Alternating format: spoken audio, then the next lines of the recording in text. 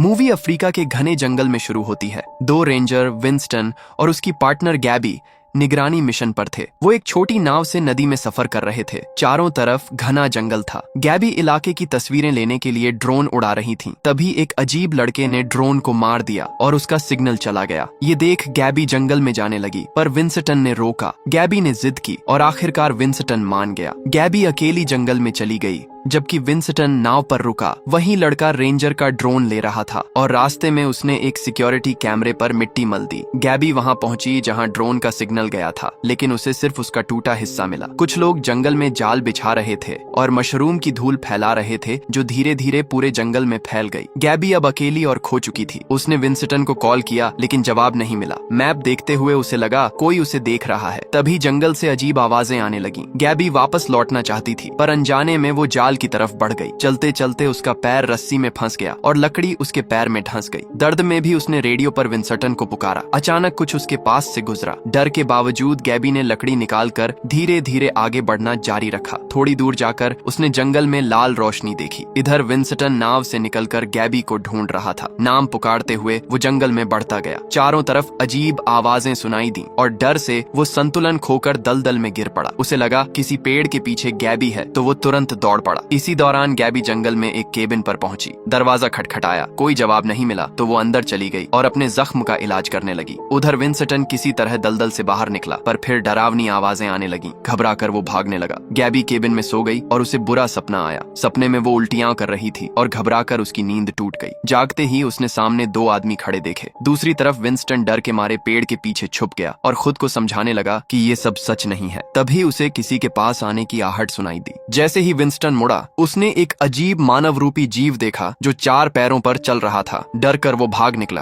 Cabin में गैबी उन लोगों से नाम पूछ रही थी। आदमी ने खुद को बेरेन और अपने बेटे को स्टीफन बताया। फिर बेरेन ने पूछा, कितने रेंजर जंगल में आए हैं? गैबी ने कहा, सिर्फ 2। डिनर के समय पिता पुत्र अजीब दुआ करने लगे, जिसे देखकर गैबी हैरान हुई। उधर विंस्टन उस जीव से भाग रहा था। दौड़ते दौड़ते वो पेड़ की शाख में उलझकर गिर पड़ा। जीव उसके सामने आकर तेजी से बढ़ा। विंस्टन फिर डरकर भागा और झाड़ियों में छुप गया। तभी मशरूम जैसी जड़ें फैलकर उस पर हमला करने लगीं। अगले दिन बेरेन गैबी की चोट का घरेलू इलाज बना रहा था। गैबी सो रही थी तो बाकी काम स्टीफन ने किया। उसने पहले कभी औरत नहीं देखी थी, इसलिए जिज्ञासा से गैबी को देखता रहा। गैबी ने फिर अजीब सपना देखा, जिसमें उसके शरीर से पौधे उग रहे थे। अचानक नींद खुली तो पाया कि केबिन में वो अकेली है, क्योंकि बेरेन और स्टीफन शिकार पर गए थे। गैबी ने तुरंत विंस्टन से संपर्क किया। इस बार कॉल उठा, लेकिन विंस्टन अजीब और उलझी हुई बात कर रहा था। गैबी की चिंता और बढ़ गई। उसने आग जलाकर धुआं किया ताकि विंस्टन को सिग्नल मिल सके। उधर बेरेन और उसका बेटा शिकार पर जंगली सुअर मार चुके थे। बेरेन ने सुअर का खून बेटे पर लगाया और मदर नेचर से माफी मांगी। तभी उन्हें केबिन से धुआं दिखा और वे तुरंत लौट आए। बेरेन गुस्से से आया और गैबी को दिन में आग जलाने पर डांटा। रात में वो गैबी की चोट पर दवा कर रहा था, जबकि गैबी बार बार विंस्टन से संपर्क की कोशिश कर रही थी, लेकिन जवाब नहीं मिला। गैबी ने बेरेन से उसकी पत्नी के बारे में पूछा। बेरेन ने बताया कि 13 साल पहले उसकी पत्नी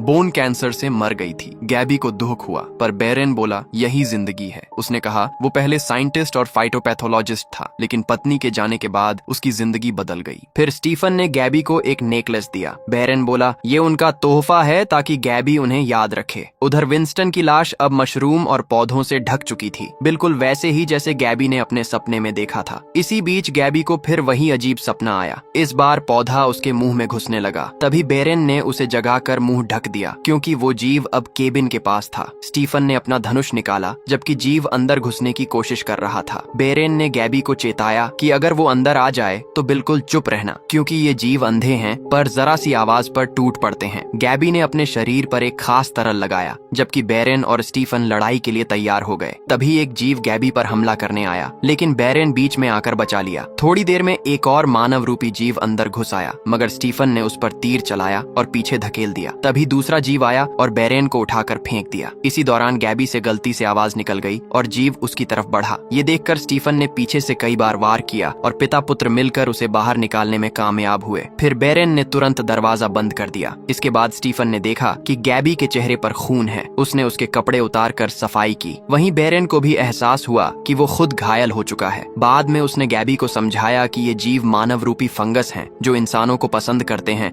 और उनके शरीर का हर हिस्सा खा जाते हैं। ये सुनकर गैबी हैरान रह गई। बेरेन बोला, ये धरती के सबसे पुराने जीव हैं। गैबी ने पूछा, क्या यही वो भगवान हैं जिनका तुमने जिक्र किया था? बेरेन ने सीधा जवाब नहीं दिया, बस बोला, इंसान कई चीजों पर विश्वास करते हैं और ये उनमें से एक है। गैबी ने स्टीफन से भी पूछा कि क्या वो भी अपने पिता जैसा सोचता है? स्टीफन ने कुछ नहीं कहा, बस बोला, अब सोने का समय है। फिर गैबी को सपना आया, वो अकेली जंगल में थी। अचानक किसी ने उसे पीछे से छुआ और उसके गले पर फंगस उगने लगा। ये देखकर वो डर के मारे जाग उठी। जैसे ही गैबी जागी, उसने देखा कि स्टीफन उसके पास बैठा उसे खूबसूरत कह रहा था। गैबी ने मुस्कुराकर रिएक्ट किया और उसका फोटो ले लिया। उसने स्टीफन को अपनी और भी तस्वीरें दिखाई, जिन्हें देखकर स्टीफन बहुत उत्साहित हुआ। तभी अचानक बेरेन आया और गैबी को राक्षस कहकर तुरंत निकल जाने को बोला। फिर बेरेन और स्टीफन कहीं चले गए। गैबी ने टूटे मोबाइल के टुकड़े उठाए और वहाँ एक किताब पाई जिसमें कुछ नोट्स लिखे थे। उधर बेरेन पेड़ के पास अपने भगवान को बलि दे रहा था। उसने खून चढ़ाया, फंगस खाया और बेटे को भी खिलाया। फिर उसने देखा कि उसका गांव अपने आप ठीक हो रहा है। घर लौटकर बेरेन ने गैबी को वो किताब पढ़ते देखा और उसकी नजर गैबी के हाथ पर पड़ी जो संक्रमित लग रहे थे। ये देखकर वो नाराज हुआ और गैबी को घर छोड़ने को बोला। इस बार स्टीफन को पिता की बात पसंद नहीं आई, लेकिन वो चुप रहा। थोड़ी देर बाद दरवाजे के बाहर से आवाज आई। बेरेन जांचने गया तो स्टीफन ने गैबी के हाथ से फंगस काटा और उसे गले लगा लिया। गैबी ने उसे हिम्मत दी और कहा कि वो हमेशा उसे याद रखेगी। थोड़ी देर बाद बेरेन लौटा और बोला कि अब गैबी को जाना होगा। गैबी ने कहा, स्टीफन को भी साथ ले चलो, लेकिन बेरेन चुप रहा। जाते जाते गैबी को विंस्टन की टॉर्च मिली। ये देखकर वो फंगस के अड्डे की ओर जाने लगी। बेरेन ने खतरे की चेतावनी दी, लेकिन गैबी नहीं मानी। आखिरकार बेरेन भी उसके पीछे गया। आगे बढ़ते हुए गैबी को एक सिक्योरिटी कैमरा मिला। उसने उसका मेमोरी कार्ड निकाला और तभी उसने विंस्टन की लाश देखी जो फंगस से ढकी थी। उसे छूकर पता चला कि विंस्टन अब भी जिंदा है। विंस्टन ने मरने की भीख मांगी, लेकिन गैबी ने कहा वो उसे हॉस्पिटल ले जाएगी। गैबी ने बेरेन से इलाज का तरीका पूछा, पर उसने बस एक तीर पकड़ा दिया। ये देखकर विंस्टन ने खुद मौत चुन ली। गैबी की चीख सुनकर